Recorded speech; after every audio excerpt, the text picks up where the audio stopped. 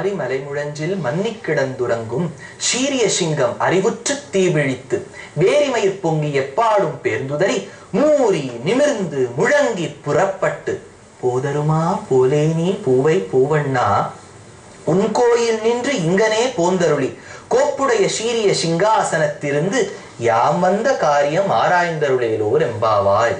ரொம்ப அழகான பாசுரம். இந்த பாசுரத்துக்கு இன்றும் நீங்கள் விளக்கம் பார்க்க வேண்டும் என்றால் ஒன்று பகவானிடத்திலும் பார்க்கலாம், ஆச்சாரியனிடத்திலும் பார்க்கலாம்.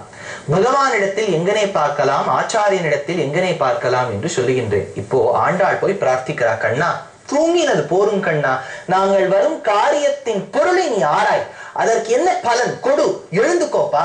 எப்படி எழுந்துக்கோ தெரியுமா? கிருஷ்ணர் கேட்பாரு, எழுந்துக்கோ எழுந்துக்கோன்னு சொல்றீங்க, நான் எப்பேற்பட்டவன் தெரியுமா? தெரியும்பா, நீ சிங்கம் மாறி மலைமுழஞ்சில் மன்னி கிடந்துறங்கும். மழைக்காலம் ஆன பிறகு சிங்கம் தான் குகையை விட்டு வெளியே வருமாம். அப்படியே அந்த சோம்பலை முறிச்சு எழுந்து அந்த மயிரை நன்னா இப்படி இப்படி பண்ணிக்குமா.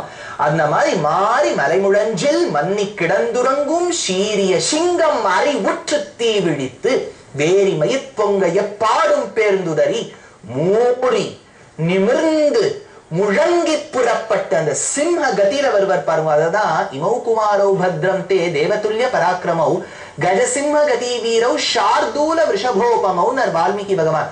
ராமர் நடந்து வரச்சே சிங்கம் மாதிரி நடந்து வருவராம்.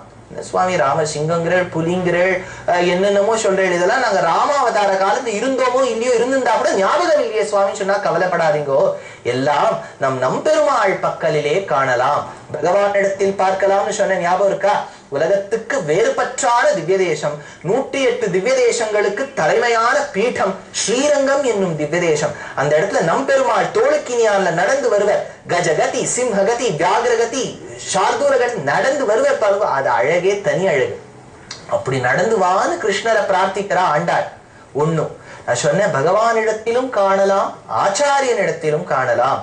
ஸ்ரீ அகோபில மடத்தில் ஒவ்வொரு ஆச்சாரியனும் அந்த பீഠத்தை அலங்கரித்தால் அவர்கள் வேறல்ல, சிங்கமே அவர்கள் தான். அழகான சிங்கம் அவர்தான். அதனால்தான் அவளுக்கெல்லாம் அழகிய சிங்கர்கள் என்று பெயர், சுந்தர சிம்மம்னு பேர். அதுவும் பகவான் நடந்து வருது ஒரு அழகு, ஆச்சாரியன் நடந்து வருது ஒரு அழகு.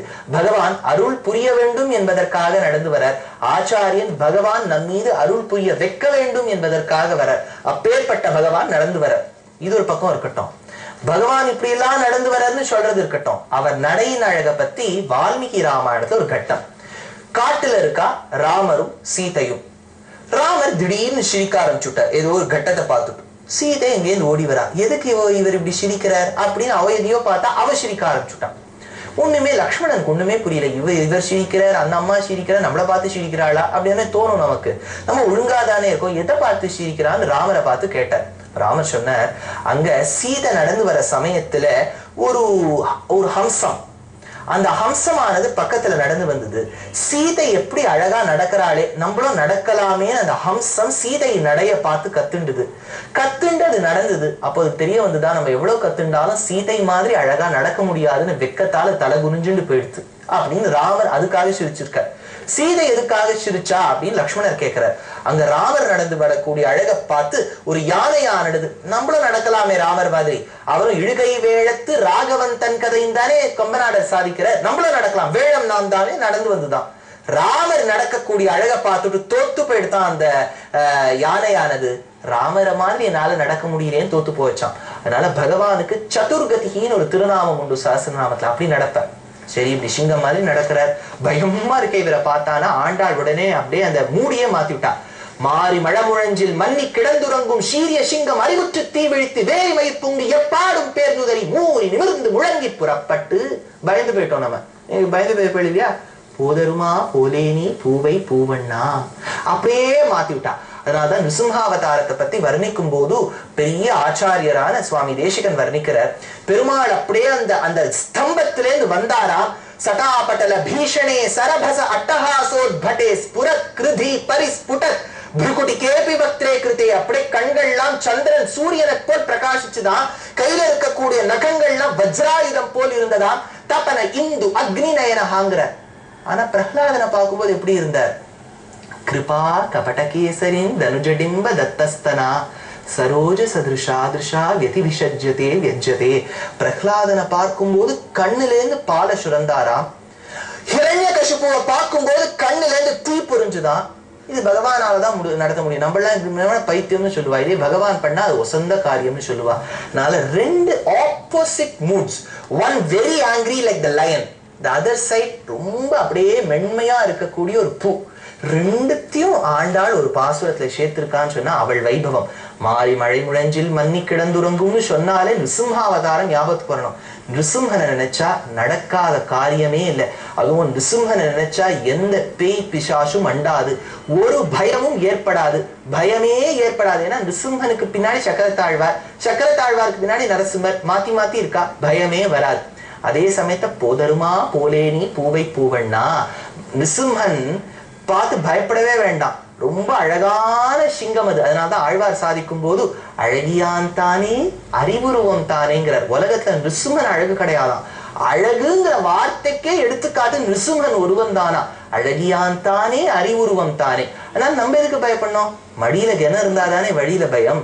அவர் தான் தாய்மை போல் பால சுரக்கிறாரே, நம்ம தவறே செய்ய வேண்டாம். சரி, தப்பு பண்ணிவிட்டா அவர்கிட்ட மன்னிப்பு கேட்டுட்டா, அந்த பாகவதன் கிட்ட மன்னிப்பு கேட்டுட்டா நிச்சயமாக பகவான் மன்னிப்பர்.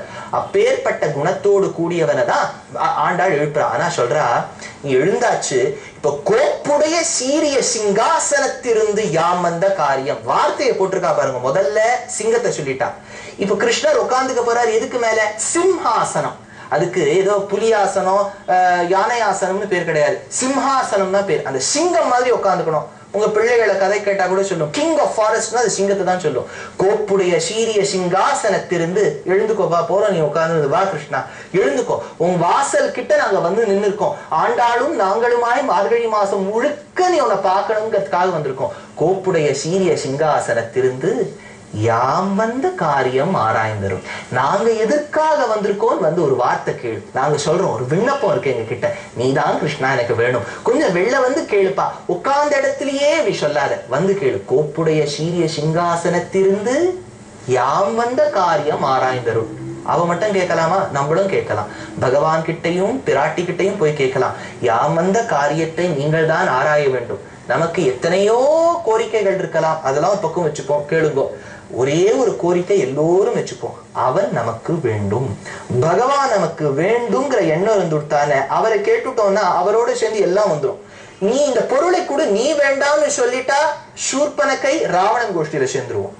நீ வேண்டும் அப்படின்னு சொன்னா விபீஷணன் கோஷ்டியில சேர்ந்துருவோம். ராவண கும்பகர்ணன் சூர்பனகைக்கு என்னாச்சு? சூர்பனகை காது மூக்கி எல்லாம் அறுத்து போச்சு, ராவணனுக்கு தலையே போச்சு. விபீஷண கோஷ்டியில் இருந்தால் அவன் கேட்காமலே அவனுக்கு ராஜ்யம் கிடைச்சிருக்கும், நமக்கும் கிடைக்கும். பகவான நிச்சயமா அவர்கிட்ட அவரை பிரார்த்திப்போம், அவர் கொடுப்பர் அப்படிங்கிற எண்ணத்தோடு இன்றைய பாசுரத்தை முற்று செய்கின்றேன். நன்றி, வணக்கம்.